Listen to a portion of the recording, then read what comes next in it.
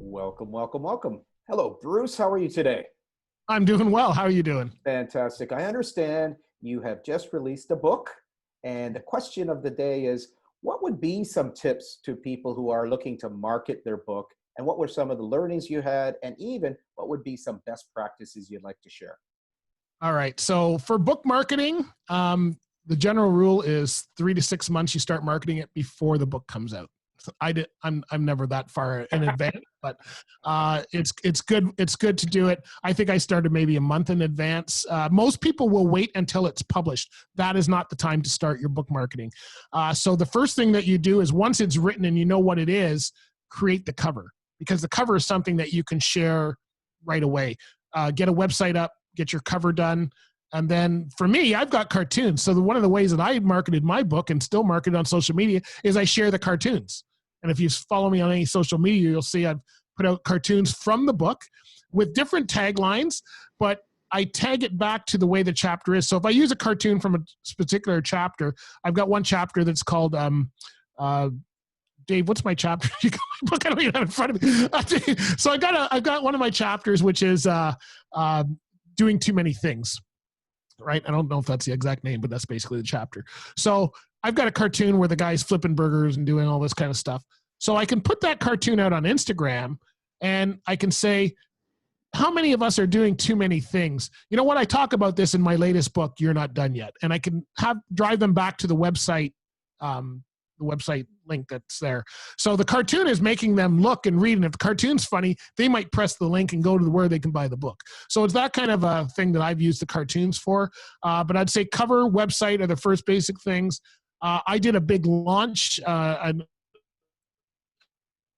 know, Dave, you're on that as well. And I did a big launch. Like, you've got to make, nobody else is going to make a big party of your book, so you may as well do it. So I did all virtually on Facebook. You know, we announced it. I had interviews I shared. We had some stuff done on Zoom. I had my wife sit in with me. She was here in the studio. She did an interview with me. I found it very hard to do an interview on myself because I never know what people want to say. So I actually did the questions for her because she's not comfortable interviewing. And then she interviewed me with the questions, and they were all based on parts of the book, which are based on me. So that's probably just get the word out there. I don't, when it comes to book marketing, it's not something, because I'm not good at selling myself. I just like to put stuff out there. I'm very bad at call to actions. It's one of the things I really need to work on. But at the same time, I do so much content that people actually do find it and get it. So, you know, some people would say you should be stronger. I'm not that way, so I don't try to be stronger, but I do probably triple the content that a lot of other people do, so you do see it because there's so much out there. Fantastic.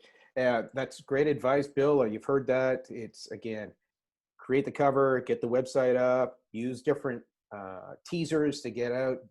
Bruce is gifted in cartoons, so there are always, these days, the virtual interview, the virtual launch. These are some of the things that could be done. Would there be anything else, as I sort of went back and gave you your list, was there be anything else that sort of tweaked for you there? I think the one thing, no matter what it is you're creating, is to do what's comfortable for you. So you can read about you mentioned funnels. There's all these funnels, you know, and that funnel is, you send everybody, you get them on your list, and you send them an email every day for 7 days, and then they sign up, and you're supposed to put them on a newsletter, and you're supposed to do. It's exhausting. If you're Joe Rogan, you can probably do that because you got people who do that for you. But for me, I do what I'm comfortable with. I do not read 7 when I'm doing emails. I don't like sending 7 emails a week because I don't like getting them. So I send what's comfortable for me, which is why my newsletters are about once a month.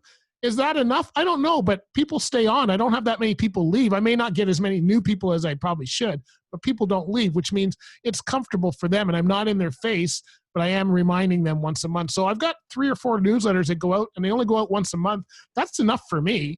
They're not all the same audience, so they don't see them all. But you got to do what's good for you. You got to do the content the way you like to do it. Get a workflow that's good for you. If you don't have time to do a show every day, then don't try to do a show every day. If you can only do a show once a month, do a show once a month.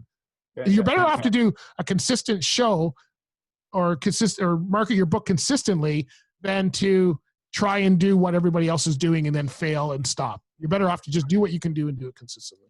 Thank you very much, Bruce. I really appreciate that feedback, and we will be right back.